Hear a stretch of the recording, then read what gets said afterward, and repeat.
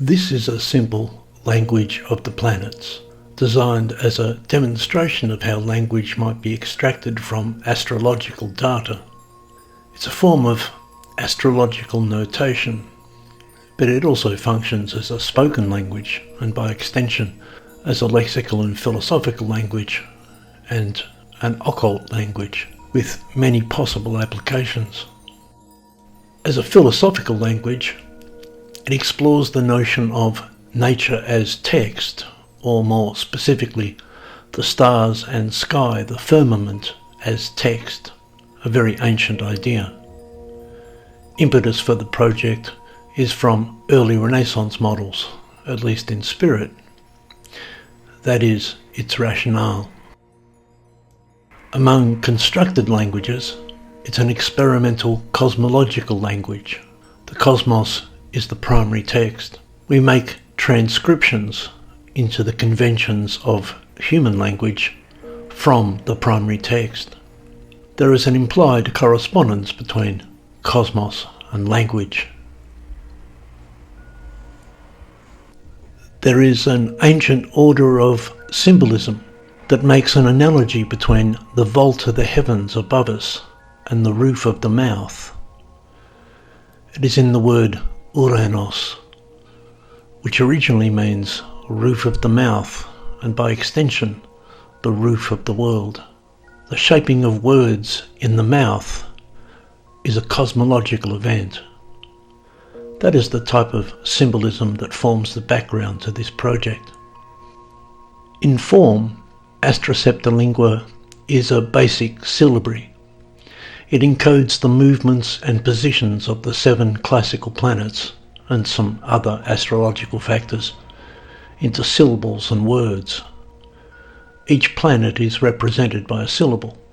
Syllables can be standalone words, or they can compound into multi-syllable words according to certain rules.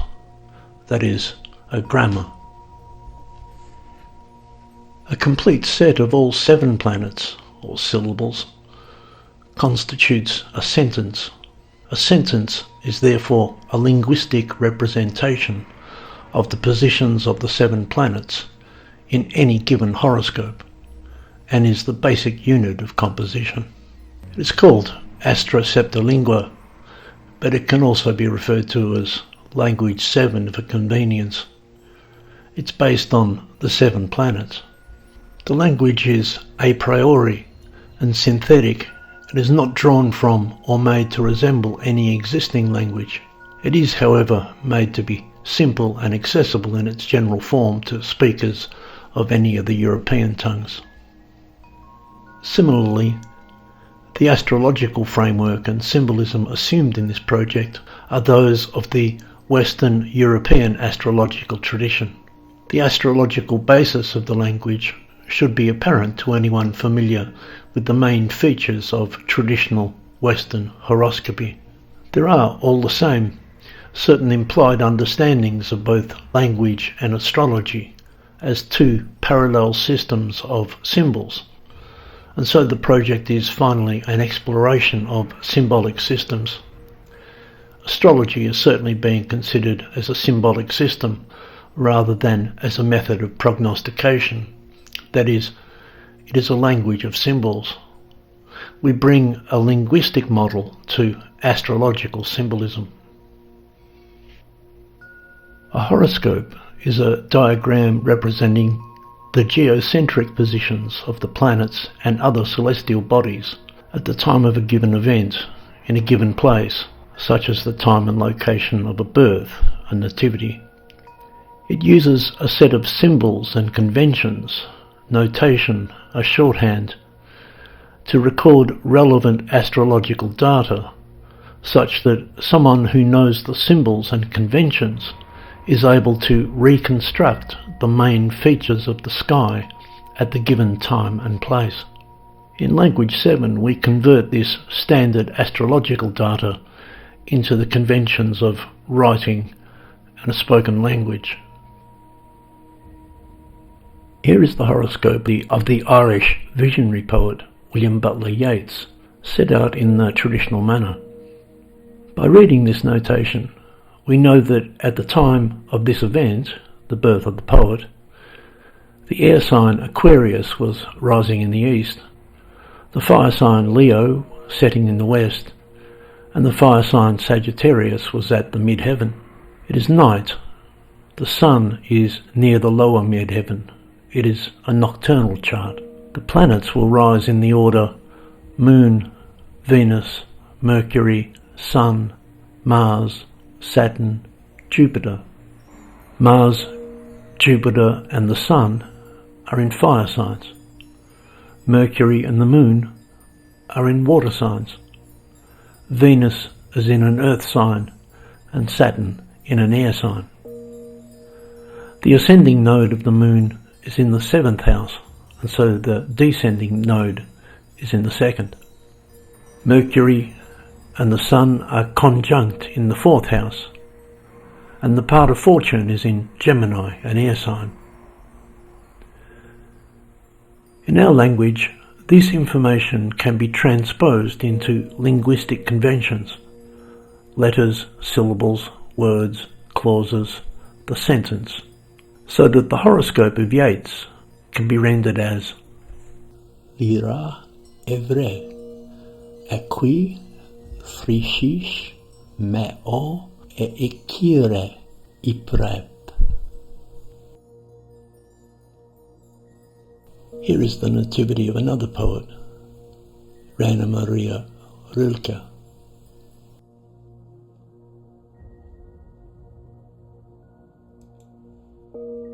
In Astroseptalingua, this is expressed as Ro oth ezodes qua cheve kri liemo ra.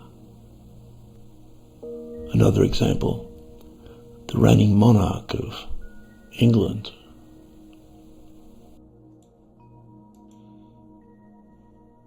In our language, this is rendered as Kek osh vri rothosho na ezra qui lera. Any horoscope, any chart of an astrological event can be converted in this way. We translate the graphic notation of astrology into the linguistic encoding of Astroseptalingua. Here is a chart made for the Chernobyl nuclear disaster of 1986.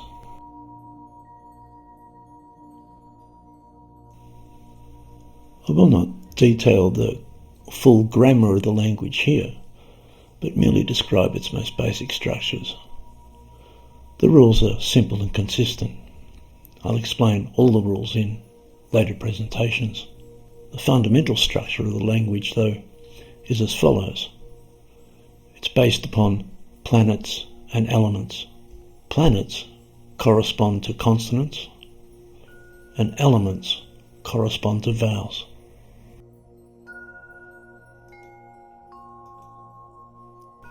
Regarding consonants, there are 7 consonants, one for each of the 7 planets. For the Moon, L. For Mercury, TH considered as a single consonant. For Venus, V. For the Sun, S. For Mars, M. For Jupiter, Z. For Saturn, K. Note that there are 2 consonants for the Sun, S and SH. S is used when the Sun is above the horizon, and SH when the Sun is below the horizon. The diurnal or nocturnal Sun is marked, and thus whether the horoscope in question is a day or night chart. The other consonants, for the other 6 planets, do not change in this way. They remain the same regardless of their position above or below the horizon, and regardless of whether it's a night or day chart. These 7 planetary consonants are at the core of Astroseptalingua. It is called Astroseptalingua Language 7 because it's built upon these 7 consonants. An exception to these 7 consonants and to the variant form for the sun is where a planet is the verb in a sentence, where a planet is deemed the verb in the horoscope. It then takes a different consonant as follows. For the moon, B. For Mercury, D. For Venus, F. For the Sun, G. For Mars, N. For Jupiter, P. And for Saturn, X. How do we determine the verb? Every sentence has a verb. The verb is determined by the planet that rules the midheaven. Let us look again at the nativity of King Charles III. The midheaven is Aries. Aries is ruled by Mars, so Mars is the verb. This is marked by the letter M changing to the letter N. In any given horoscope, one of the 7 planets takes the role of the verb, and if that is the case, its consonant will change. Normally the consonant for the moon is L, but if the moon is the verb in a particular horoscope, that is, in our particular sentence, this becomes the consonant B. Normally the consonant for Mercury is TH, but if Mercury is the verb in a particular horoscope, this becomes the consonant D, and so on. Verbs are marked by these verbal consonants, again with 2 consonants for the sun, one diurnal, G, and one nocturnal, J, Z, Z. In any given sentence of language 7, one and only one planet will be marked as the verb by a verbal consonant. The phonology of consonants is roughly as found in English and other European languages. The only sound not native to English phonology is the J, the nocturnal form of the sun, where the sun is the verb of the sentence. It's pronounced like the French J in Dijon, a smooth sh sound but with a nasal J. The consonant X, marked where Saturn is the verb, is roughly equivalent to SK in most cases. The archetypal order of planets is by mean velocity. Moon, Mercury, Venus, Sun, Mars, Jupiter, Saturn, from fastest moving to slowest moving. The standard order of consonants is thus L, TH, V, S, M, Z, K. In any given horoscope, this order will be rearranged.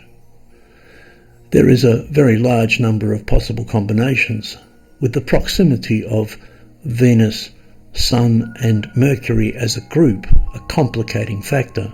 In every arrangement, every sentence, the positions of Venus, Sun and Mercury will be in close proximity to each other. This is a matter of celestial grammar, but otherwise the 7 planets offer a wide array of permutations. The planets are counted in order by house, 1, 2, 3, etc., beginning with the ascendant, that is, their order of rising. Here are the order of planets and of consonants in 3 of the charts we have considered.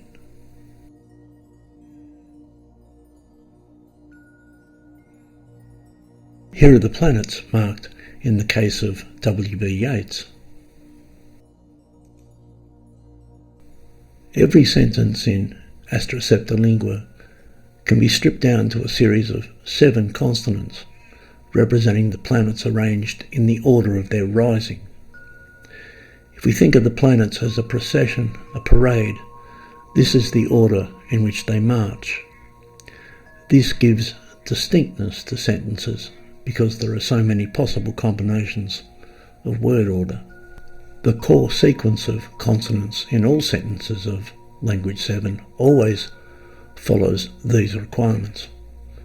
There are 7 consonants in the order of the rising planets. The sun will be marked as either diurnal or nocturnal, and one of the consonants will be marked the verb. There are 4 default vowels, one for each of the 4 elements. These are all short vowels.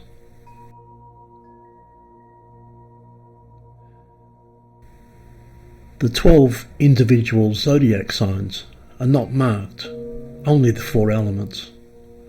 Thus, Aries, Leo and Sagittarius, all fire signs, are ascribed the vowel A. Cancer, Scorpio and Pisces, all water signs, are ascribed the vowel O, and so on. The only complication to this is that there is a system of long vowels determined by the ascendant, that is, the rising sign. The element of the ascendant takes a long vowel. For example, if the ascendant is in Sagittarius, the vowel for that and all other fire signs is R, the long A. The other signs and elements remain with short vowels. Another example, the ascendant is in Libra, Libra rising. The vowel for air signs will be the long I. The vowels for water, fire and earth signs remain short. Syllables are bigrams formed by consonant vowel. The consonant marks the planet and the vowel marks the element of the sign of the planet. Planet plus element. Here we see the case of the moon. The moon in a fire sign, the syllable is La. The moon in an air sign, the syllable is Li. The moon in a water sign, Lo. The moon in an earth sign, Le. But where the ascendant is in the element, there is a long vowel. Moon in a fire sign, La. Moon in an air sign, Li. Moon in a water sign, Lo. Moon in an earth sign, Le. There are 28 bigrams, or syllables, that constitute the central syllabary of our language. 7 planets and 4 elements, 28 combinations, plus the variant long vowels for the element of the ascendant. These are the fundamentals. There are further rules for such factors as the lunar nodes, the pot of fortune, retrogradation, rulerships, and so forth. But the skeleton of all sentences is a series of 7 syllables marking planets and elements. Here is an outline of the basic grammar. Every sentence has subject, object, and verb. They correspond to data from the horoscope, as follows. The subject is the ruler of the ascendant. The object is the ruler of the descendant. The verb is the ruler of the midheaven. Here we see them marked in the horoscope of William Butler Yeats.